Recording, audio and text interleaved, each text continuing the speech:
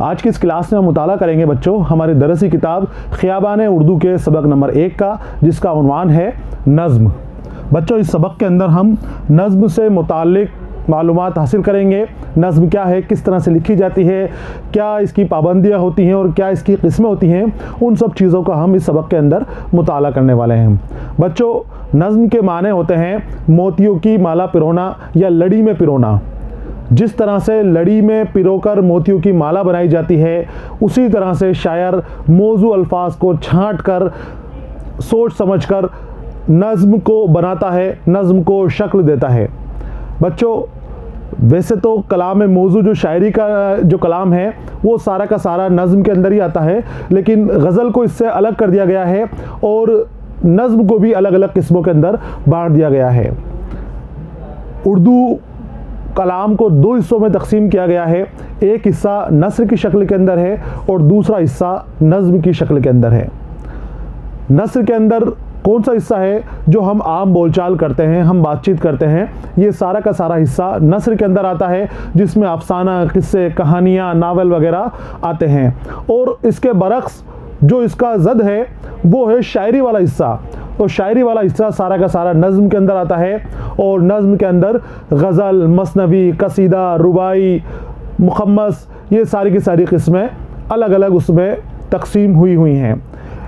नज़्म के अंदर भी नज़्म का अलग सिन्फ बटी हुई है। एक अलग सिन्फ है नज़्म के नाम से जो हमारे यहाँ पर आई है और जिसका हम मुताला करेंगे।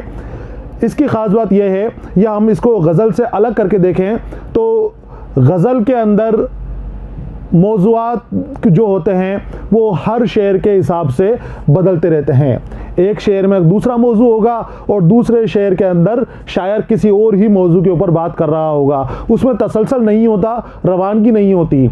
लेकिन जो किस्म नज़्म है इसके अंदर सबसे बड़ी शर्त ही यही है बच्चों कि ख़याल की रवानगी होनी चाहिए। एक जो मरकज़ी ख़याल होता है वो मरकज़ी ख़याल इस नज़्म के लिए होना ज़रूरी है।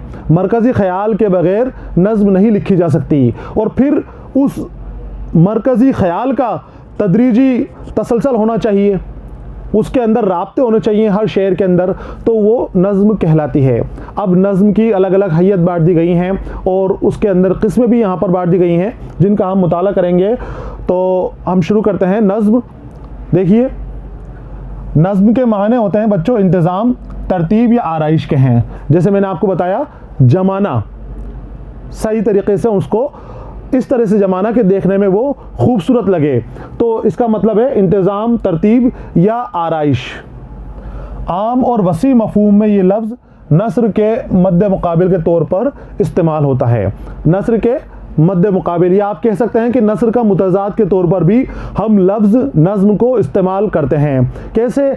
जैसे नस्र का माने होता है बिखेरना, फैला देना, बेतरतीब कर देना, नस्र के माने हैं। तो नज़्म इसका ज़द हो गया, इंतज़ाम कर देना यानी नज़्म कर देना, उसको जमा देना, तरतीब कर देना, आराइश कर देना, सजावट से उस सामान को वहाँ पर रख देना, वो मुंज़िम या नज़्म कहलाता है।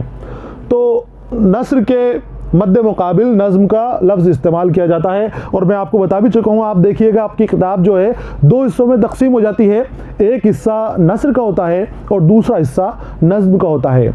नस्र वाले हिस्से के अंदर दास्तानें होती हैं, किस्से होते हैं, कहानियाँ होती हैं, नावल होते हैं और भी नस्र से मुताल्लिक़ सिन्फ़ें उसके अंदर जमा रहती हैं। और जो नज़्म वाला हिस्सा है यहाँ पर गज़ल होगी, यहाँ पर नज़्म होगी, यहाँ पर मसनवी होगी, कसीदे होंगे, रुबाइयाँ होंगी, तो तरह तरह की नज़्म से मुताल्लिक़ तसानीफ़ इसके अंदर शामिल कर ली जाती हैं। तो जो जमी हुई है या काफ़िया के साथ जमी हुई है, उससे मुराद पूरी शायरी होती है। उसमें वो तमाम असनाफ़ और असालीब शामिल होते हैं जो हैयत के एतबार से नस्र नहीं है। अब नज़्म में शामिल किसको करेंगे? तो वो सारी की सारी असनाफ़ शामिल कर ली जाती है जो नस्र नहीं है। तो जो नस्र नहीं है वो नज़्म होगी। और नज़्म कैसे होगी? नज़्म वो गज़ल भी हो सकती है, वो नज़्म भी हो सकती है, वो मरसिया भी हो सकती है, वो कसीदा भी हो सकता है, वो मसनवी भी हो सकती है, वो रुबाई भी हो सकती है। नज़्म के अंदर भी अलग अलग किस्में बांट दी गई हैं। गज़ल को इससे अलग कर दिया गया है। फिर गज़ल को अलग करने के बाद जो नज़्म वाला हिस्सा है, देखो नज़्म को भी हम दो हिस्सों में बांट सकते हैं। एक हिस्से में हमने गज़ल ले ली और दूसरे हिस्से के अंदर नज़्म। अब नज़्म को अलग अलग हिस्सों में कैसे बांटेंगे? मसनवी भी एक नज़्म है, मरसिया भी एक नज़्म है, कसीदा भी एक नज़्म है। उनके हिस्से हमने बदल दिए हैं, उनकी तरतीब के हिसाब से, उनकी तरकीब के हिसाब से, उनके अज्जाए तरकीबी के हिसाब से उनके नाम अलग अलग दे दिए गए हैं, लेकिन वो नज़्म ही हैं। तो नज़्म के हिस्से के अंदर ये सब चीज़ें आ रही हैं और उसी के अंदर एक सिर्फ नज़्म और आ रही है, और उस नज़्म को भी फिर 4 हिस्सों के अंदर मुअर्रा नज़्म, आरी नज़्म, ये बदल दिया गया है, जो हम अभी मुताला करेंगे उसका। तो आप समझते हुए चलिए और इसको आपको नोट करते रहना है अपनी नोटबुक के अंदर। तो जो हैयत के हिसाब से नस्र नहीं है, वो सारी की सारी नस्र में शामिल कर ली जाएगी, नज़्म में शामिल कर ली जाएगी। इस्तिलाही मानों में गज़ल के अलावा वो तमाम इस्नाफ में की जाने वाली शायरी को नज़्म कहते हैं। अब यहाँ पर गज़ल को भी अलग हटा दिया गया है, क्योंकि गज़ल का जो तरीक़ा होता है वो अलग होता है और नज़्म कहने का तरीक़ा अलग होता है। तो अब ये इस्लाही एतबार से अगर हम बात करें, इस्लाह में, उर्दू इस्लाह में किस तरह से बात की जाती है, तो नज़्म के अंदर वो सारी चीज़ें शामिल कर ली गई हैं जो गज़ल भी नहीं है और जो नस्र भी नहीं है। तो वो मसनवी, कसीदा वगैरह, रुबाई वगैरह वो नज़्म के अंदर शामिल कर ली गई हैं। तो गज़ल के अलावा तमाम इस्नाफ में की जाने वाली शायरी को नज़्म कहते हैं। तो आपको ये नज़्म का जो तारीफ़ हमने पढ़ी है, इस तारीफ़ को आपको लिख लेनी है, नोट कर लेनी है। अब आम ख्याल ये है कि नज़्म का एक मरकज़ी ख्याल होता है। सारे शौरा, सारे मुहक्किकीन, सारे असतिज़ा, सारे उलमा इस बात के ऊपर मुत्तफ़िक़ हैं कि नज़्म के अंदर एक मरकज़ी ख्याल होता है, तसलसल होता है, तदरीज होती है, उसके मुताबिक ही नज़्म लिखी जाती है। जबकि गज़ल के अंदर जो मरकज़ी ख्याल होता है वो मरकज़ी ख्याल नहीं होता। अलग अलग शेर, गज़ल के जितने भी अशार होते हैं, उस हर शेर का अलग मफ़हूम होता है, अलग माना होता है, अलग ज़मीन होती है। जो उसकी बहर होती है, काफ़िया होता है, रदीफ़ होता है, उसकी तो बंदिश होती है, वो तो वैसे के वैसे ही रहते हैं। लेकिन उसका जो अंदर का मरकज़ है, जो ख्याल है, जो शायर कहना जा रहा है, वो बात हर शेर के अंदर अलग अलग होती है। एक शेर यहाँ की बात कर रहा है, आपसे इस्लाही मौज़ूआत के बारे में बात कर रहा है, तो दूसरा शेर पता नहीं किस मौजू के ऊपर आपसे बात करने लगेगा।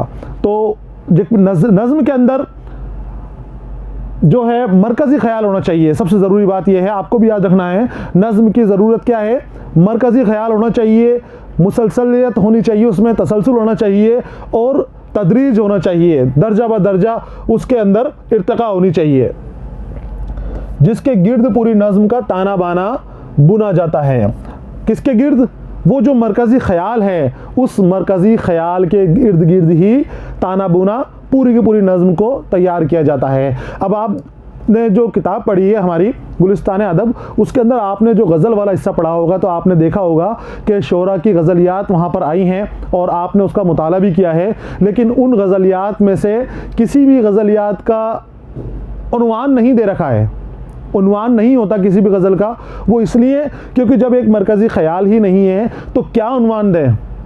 अगर कोई उन्वान हमने पहले शेर के हिसाब से, मतले के हिसाब से दे दिया, तो दूसरे शेर के अंदर तो मौजू ही बदल रहा उसका, तीसरे शेर में फिर अलग मौजू आ गया, चौथे में फिर अलग मौजू आ गया, तो फिर उन्वान गज़ल का नहीं दिया जाता है। जबकि जो नज़्म वाला हिस्सा आप पढ़ेंगे, आपने पढ़ा है, उसके अंदर आपने देखा होगा कि हर नज़्म का बाकायदा एक उन्वान होता है और उस उन्वान की ही रवानगी पूरी की पूरी नज़्म के अंदर मुतालिक़त चीज़ें पूरी की पूरी नज़्म में आपको देखने को मिलती हैं।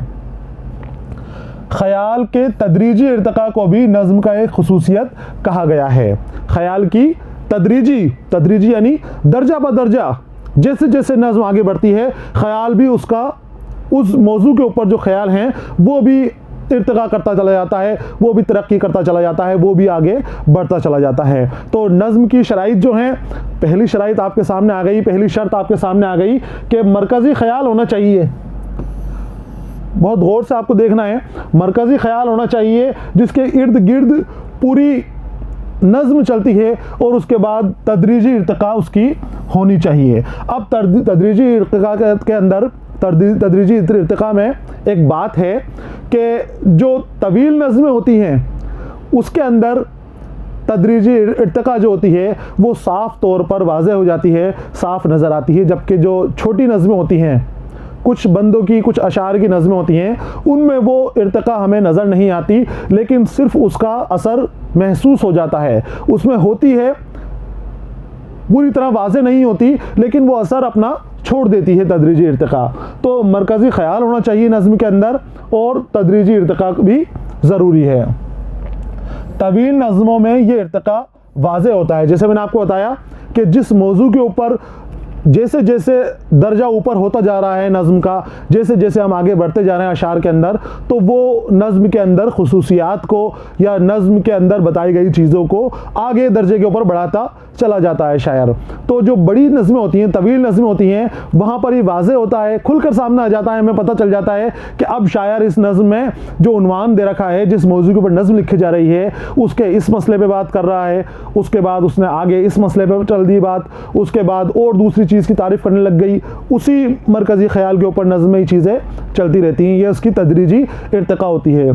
तो यहाँ कहते हैं, आपकी किताब के अंदर आपको नोट कर लेना है कि तवील नज़्मों में ये इर्तिका वाज़ेह हो जाती है, साफ साफ नज़र आ जाती है, जबकि मुख्तसर नज़्मों में ये इर्तिका वाज़ेह नहीं होता है। पता ही नहीं चलता हमें कि कब उसका अरकान बदल गए हैं, कब नज़्म का दर्जा बदल गया है, क्योंकि छोटी होती है और शायर को बहुत जल्दी अपनी नज़्म को ख़त्म करना होता है, तो उसमें हमें इर्तिका नज़र नहीं आता है, आसानी से वाज़ेह नहीं होता है, लेकिन फिर भी उसका असर हम पर छोड़ जाता है। जब हम पढ़ते हैं तो पढ़ने के बाद हमें एहसास हो जाता है कि शायर ने यहाँ से लेके यहाँ तक की चीज़ें इस मौजू से मुताल्लिक़ हमें बता दी हैं, इस नज़्म के अंदर इसने शामिल कर ली हैं। जबकि मुख्तसर नज़्मों में ये इर्तिका वाज़ेह नहीं होता है और अक्सर व बेशतर एक तासुर की शक्ल में उभरता है। जब हम नज़्म पढ़ चुके होते हैं, नज़्म को हम समझ चुके होते हैं, तो उसके बाद उसका असर हमारे ऊपर तारी होता है और उसके बाद हमें अंदाज़ा हो जाता है कि इसमें भी इर्तिका दर्जा ब दर्जा की दे रखा है। आगे आते हैं। यहाँ पर नज़्म के लिए ना तो हैयत की कोई कैद होती है और ना मौज़ूआत की। हैयत जो उसकी शक्ल होती है, कई शक्लों के अंदर नज़्म लिखी जाती है, और ना ही मौज़ूआत की कोई कैद होती है। दुनिया भर के जितने भी मौज़ूआत हैं, चाहे वो सियासी हो, चाहे वो समाजी हो, चाहे वो तसव्वुफ़ से मुताल्लिक़ हो, चाहे वो अल्लाह की ज़ात पाक से मुताल्लिक़ हो या नबी करीम सल्लल्लाहु अलैहि वसल्लम से मुताल्लिक़ हो, चाहे तालीम नुस्वा से मुताल्लिक़ हो या फिर किसी इमारत से मुताल्लिक़ हो, हर तरह के मौज़ूआत के ऊपर नज़में लिखी गई हैं। तो आपको ये ध्यान रखना है कि नज़्म के लिए मौज़ूआत की कोई क़ैद नहीं है। किसी भी मौजू के ऊपर शायर शायरी कर सकता है। हर मौजू के ऊपर शायरी होती है, हर मौजू के ऊपर नज़में लिखी जाती हैं। तो चुनांचे उर्दू में गज़ल और मसनवी की हैयत में मुख्तलिफ़ किस्म के बंदों पर मुश्तमिल नज़में और आज़ाद मुअर्रा नज़में भी लिखी गई हैं। तो जब हैयत की कोई क़ैद नहीं है, ये किसी भी हैयत में लिख सकते हैं। आप चाहे गज़ल की हैयत में लिखें, गज़ल के एतबार से लिखें, या आप मुअर्रा नज़्म लिखें, या आप मसनवी की हैयत में लिखें, तो आपके ऊपर हैयत की कोई कैद नहीं है, मौजू की कोई कैद नहीं है। जो चाहे वो टॉपिक आप नज़्म के लिए ले सकते हैं। तो जब आपके ऊपर कोई कैद नहीं है, तो उर्दू अदब के अंदर शोरा ने हर तरह की हैयत के ऊपर नज़में लिखी हैं, हर तरह के मौज़ूआत के ऊपर लिखी हैं। तो मुश्तमिल नज़में और आज़ाद और मुअर्रा नज़में भी लिखी हैं। आज़ाद और मुअर्रा नज़्म ये नज़्म की किस्म है, जो 4 किस्में हमारे हैं, इनका हम मुताला करने वाले हैं। तो मैं आपको उसके बारे में वहाँ पर बताऊँगा, आज़ाद नज़्म के बारे में और मुअर्रा नज़्म के बारे में। इस तरह कोई भी मौजू नज़्म का मौजू हो सकता है। मौजू यानी टॉपिक, तो कोई भी टॉपिक, कोई भी मौजू नज़्म का मौजू हो सकता है, उसके ऊपर नज़्म लिखी जा सकती है। देखिए आगे, हैयत के एतबार से नज़्म की 4 किस्में होती हैं। हैयत यानी बनावट। बनावट के एतबार से नज़्म की 4 किस्में मुकर्रर कर दी गई हैं, और 4 किस्मों में पहली नज़्म है पाबंद नज़्म। अब इसके नाम से ही आपको समझ में आ जाएगा, आपको नाम से ही याद रखना है। पहली जो किस्म है ये पाबंद नज़्म है। अब पाबंद के मायने क्या होते हैं? बंदिश वाले, जिसके ऊपर रोक टोक लगी हुई है, जिसके ऊपर निगरानी की जा रही है, जिसको रास्ते से भटकने नहीं जा सकता, वो पाबंद नज़्म है। तो नज़्म के अंदर जो बहर होती है, जो उसके औज़ान होते हैं, जो उसकी हैयत होती है, उसी हैयत के मुताबिक ही नज़्म लिखी जाती है, उसी वज़न के मुताबिक नज़्म लिखी जाती है। मिसरे बराबर के होते हैं, मिसरे के अंदर काफ़िया की पाबंदी की जाती है। अगर रदीफ़ है तो बाकायदा रदीफ़ की पाबंदी भी की जाती है। रदीफ़ जो है ज़रूरी नहीं है, लेकिन काफ़िया नज़्म के लिए ज़रूरी है। मुकफ़ा नज़्म जो है तो काफ़िया की पाबंदी वहाँ पर रही जाती है। साथ ही बहर भी की पाबंदी की जाती है, हैयत की पाबंदी की जाती है, और मौजू तो जो चाहे वो हम ले सकते हैं। तो पाबंद नज़्म देखिए, नज़्म से आपको पता चल जाएगा नाम से कि पाबंद नज़्म जो नज़्म का असल रूप है वो यही है। पहली जो हिस्सा है पाबंद नज़्म, ऐसी नज़्म जिसमें बहर के इस्तेमाल और काफ़ियों की तरकीब में मुकर्ररा उसूलों की पाबंदी की गई हो।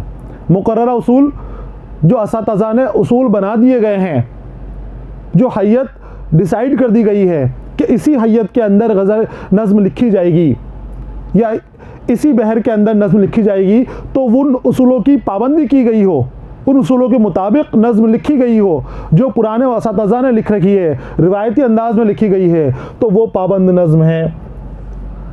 पाबंद नज़्म कहलाती है। नए अंदाज की ऐसी नज़में भी जिनकी बंदों की साख्त मुरवज्जा हैयतों से मुख्तलिफ हो, या जिनके मिसरों में काफ़ियों की तरतीब मुरवज्जा असूलों के मुताबिक ना हो, लेकिन उनके तमाम मिसरे बराबर हों और उनमें काफ़िए का कोई ना कोई इल्तिज़ाम ज़रूर पाया जाए, पाबंद नज़्म कहला जाती है। नए अंदाज में भी नज़में लिखी जा रही हैं और वहाँ पर नज़्म के अंदर बहर से और औज़ान से कुछ कमी बेशी कर दी जाती है, लेकिन यहाँ पर ये कह रहे हैं कि कमी बेशी कर दी गई हो लेकिन उसमें काफ़िए का इल्तिज़ाम भी पाया जाए, मिसरे छोटे बड़े ना हो, बराबर हों, और उसकी बहर भी एक जैसी हो, तो उसको भी पाबंद नज़्म के अंदर शामिल कर लिया जाता है। मुरवज्जा जो रिवाज के मुताबिक चलता आ रहा है, रिवाज के मुताबिक, जैसा रिवायत के मुताबिक चलता आ रहा है शुरू से, जो असातिज़ा ने मुकर्रर कर दिया गया है, उसी अंदाज में लिखी जाए तो वो पाबंद नज़्म कहलाएगी। तो नज़्म की हैयत के एतबार से 4 किस्में हैं, 4 हिस्सों में बांट दिया गया है, और पहली है पाबंद नज़्म। पाबंद नज़्म के बाद दूसरी आती है नज़्म मुअर्रा या नज़्म आरी।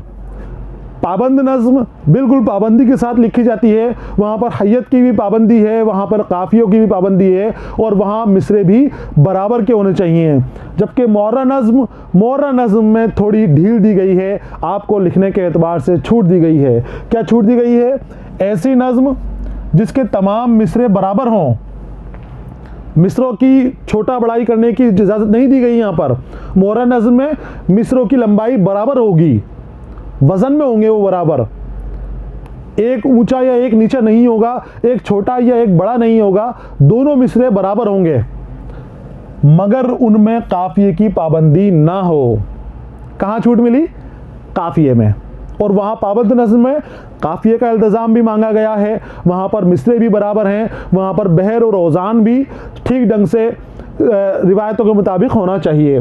तो मिसरे बराबर हों मगर उनमें काफ़िए की पाबंदी ना हो, नज़्म मुअर्रा कहलाती है। आपको ध्यान रखना है और उनके अंदर फ़र्क करके आपको पढ़ना है कि पाबंद नज़्म पूरी पाबंदियां हैं उसके अंदर, और पूरी पाबंदियां कौन कौन सी हैं आपको याद रखनी है कि वो पाबंदियां हैं कि सबसे पहले काफ़िया उसके अंदर होना चाहिए, जो नज़्म के दोनों मिसरे हैं या सभी मिसरे हैं वो बराबर होने चाहिए, वो छोटे बड़े आगे पीछे नहीं होने चाहिए, उनका वज़न बराबर होना चाहिए और बहर के मुताबिक होने चाहिए। यहाँ पर मिसरे बराबर होने चाहिए, लेकिन काफ़िया अगर नहीं भी है तो चलेगा, काफ़िए की छूट दे दी गई है। कहाँ पर? आरी नज़्म में, मुअर्रा नज़्म के अंदर काफ़िए की छूट दे दी गई है। कुछ लोगों ने इसे नज़्म आरी भी कहा है, आजकल इसे नज़्म मुअर्रा ही कहा जाता है। तो आरी नज़्म अगर पूछा जाए तो मुअर्रा नज़्म है वो, और मुअर्रा नज़्म के माने जिसके अंदर छूट दे दी गई हो, और आपको ये अंदाज़ा लगाना है कि जहाँ काफ़िए की छूट है लेकिन मिसरे बराबर वज़न के अंदर होंगे, औज़ान उसका कम ज़्यादा नहीं हो सकता। तो पाबंद नज़्म दूसरा हो गया नज़्म मुअर्रा, और तीसरा हमारा होता है आज़ाद नज़्म। अब पाबंद की ज़द आ रही है आज़ाद नज़्म, इसके अंदर तुम्हें पूरी छूट दे दी गई है कि यहाँ पर आप मिसरे भी छोटे बड़े ले सकते हो। यहाँ पर काफ़िए की भी आपके लिए कोई पाबंदी नहीं है, बहर और औज़ान की भी इतनी पाबंदियाँ यहाँ पर नहीं है। इस नज़्म में काफ़िए और रदीफ़ की पाबंदी नहीं होती और इसके अरकान बहर कम या ज़्यादा हो सकते हैं, जिसकी वजह से इसके मिसरे छोटे बड़े हो सकते हैं। आज़ाद नज़्म कहलाती है, लेकिन नज़्म के अंदाज में ही ये लिखी जाएगी। आपको फ़र्क यहाँ पर कैसे करना है कि यहाँ पर काफ़िए की पाबंदी भी नहीं है, रदीफ़ की पाबंदियाँ तो कहीं भी नहीं है, बगैर रदीफ़ के भी गैर मुरद्दब भी नज़रें लिखी जाती हैं, तो वहाँ रदीफ़ की पाबंदी नहीं है, काफ़िए छूट मिल गई आपको। यहाँ पर ख़ास बात यह है, मुअर्रा नज़्म में और आज़ाद नज़्म में हम फ़र्क करेंगे तो मुअर्रा नज़्म के अंदर मिसरों की लंबाई बराबर होती थी, वो छोटे बड़े नहीं होते थे, लेकिन आज़ाद नज़्म के अंदर मिसरों की लंबाई छोटी और बड़ी हो सकती है, उसके यहाँ पर गुंजाइश है, यहाँ पर इजाज़त दी गई है। तो ऐसी नज़्म जिसमें काफ़िए और रदीफ़ की पाबंदी नहीं होती है और उसके अरकान बहर भी कम या ज़्यादा हो सकते हैं, जिसकी वजह से मिसरे छोटे बड़े हो जाते हैं, वो आज़ाद नज़्म कहलाती है। आपको आज़ाद से याद रखना है कि इसमें आज़ादी दे दी गई है शायर को कि वो चाहे तो बहर का इस्तेमाल करे, चाहे तो वज़न का इस्तेमाल करे, चाहे तो मिसरों का इस्तेमाल करे। छोटे बड़े मिसरे हो रहे हैं, कोई रोक टोक नहीं है, कोई पाबंदी नहीं है। काफ़ी आता है नहीं आता है कोई पूछने वाला नहीं है। तो पाबंद नज़्म पूरी पाबंदी से लिखी जाएगी, वहाँ पर काफ़िया भी होगा, वहाँ पर वज़न भी बराबर होगा, वहाँ पर और भी जो चीज़ें हैं उनका इंतज़ाम देखना पड़ेगा। दूसरी थी मुअर्रा नज़्म। मुअर्रा नज़्म के अंदर काफ़िए की छूट दे दी गई थी, लेकिन मिसरे के अंदर छूट नहीं दी गई थी। मिसरे के बराबर वज़न के अंदर होना चाहिए था, मिसरे के वज़न में छूट नहीं मिली, जबकि आज़ाद नज़्म के अंदर वज़न में भी छूट मिल गई और काफ़िए में भी छूट मिल गई। किसी भी अंदाज में आप लिख सकते हैं। और चौथी आती है हमारी नसरी नज़्म। अब नस्र के माने जब हमारा सबक शुरू हुआ था मैं आपको बता चुका हूँ कि नस्र क्या है। नस्र के माने होते हैं बिखरे हुए के, तो ये बिल्कुल नस्र के अंदाज में लिखी जाने वाली नज़्म है। बिल्कुल ऐसा लगेगा जैसे आप कोई नस्र पढ़ रहे हो, लेकिन पढ़ते वक्त आपको बहर का अंदाज़ा होगा, आपको वज़न का पता चलेगा, आपको काफ़िया और रदीफ़ का भी कुछ कुछ सा इल्म होने लग जाएगा। नस्र के अंदाज में लिखा गया है, लेकिन इसको पढ़ने पर हल्का सा नज़्म का एहसास होता है। नसरी नज़्म छोटी बड़ी नसरी सतरों पर मुश्तमिल होती है। उसमें ना तो रदीफ़ और काफ़िए की पाबंदी होती है और ना ही बहर और वज़न की कोई पाबंदियाँ नहीं है।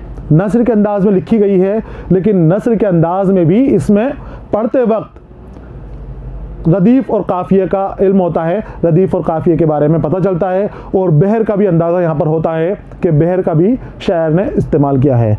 तो बच्चों ये हैं 4 किस्में हमारी नज़्म की। मैंने आपको नज़्म के बारे में बताया और नज़्म की 4 किस्मों की हमने यहाँ पर मुताला किया है। सबक के अंदर हमने नज़्म के बारे में जो मालूमात हासिल की है आपको याद रखना है, उसको सीखना है, समझना है, उसको अपनी नोटबुक में भी उतारना है ताकि आपको याद रहे। और फिर इन 4 किस्मों के बारे में भी आपको याद रखना है, इसको लिख लेना है। ये था पहला सबक हमारी दरसी किताब ख़ियाबान उर्दू का, जो मुकम्मल हो गया है। अगले सबक के साथ मैं फिर आपके सामने हाजिर रहूँगा। तब तक के लिए इजाज़त दीजिए। पढ़ते रहिए, खुश रहिए। अलविदा।